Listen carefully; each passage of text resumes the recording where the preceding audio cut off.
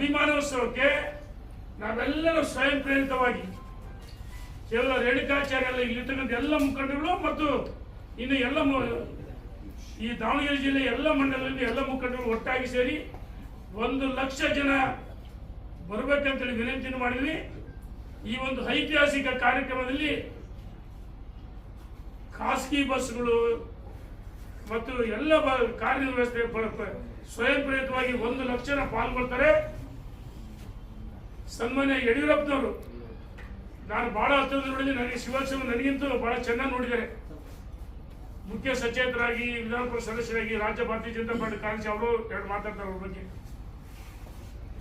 ಬಹಳ ಹತ್ತಿರದಿಂದ ನಾನು ನೋಡಿದ್ದೀನಿ. ಅವ್ರ ಜೊತೆಗೆ ಶಿವಮೊಗ್ಗ, ಮೈಸೂರು, ಬೆಂಗಳೂರುವರೆಗೂ ಪಾದಯಾತ್ರೆಯಲ್ಲಿ ಪಾಲ್ಗೊಂಡಿದ್ದೀನಿ. ಇದು ನಾನು ಶಾಸಕರಾಗಿ ಮುಂಚೆ ಮತ್ತು ಶಿಕಾರಿಪುರದಿಂದ ನಮ್ಮ ಸವಳಂಗ ಮುಖಾಂತರ ಶಿವಮೊಗ್ಗದವರೆಗೂ ಮಗರಕುಂಡ್ ಸಾಗುವಳಿಗಳ ಪರ ಹೋರಾಟ ಮಾಡಿದ್ದು. ಆ ಪಾದಯಾತ್ರೆಯಲ್ಲೂ ನಾವು ಪಾಲ್ಗೊಂಡಿದ್ದೀವಿ. ಅಂತ ಮಹಾನ್ ನಾಯಕರ ಹುಟ್ಟ ಹಬ್ಬ ನಾವೆಲ್ಲರೂ ದಾವಣಗೆರೆಯಲ್ಲಿ ಮಾಡಬೇಕಂತ ಇದ್ವಿ.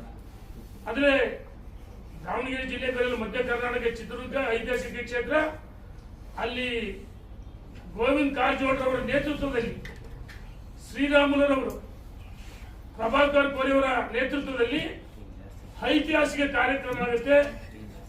ಬಹಳ ದೊಡ್ಡ ಸಂಖ್ಯೆಯಲ್ಲಿ ಪಾಲ್ಗೊಳ್ಳಬೇಕಂತೇಳಿ ವಿನಂತಿಯನ್ನು ಮಾಡ್ತೀವಿ.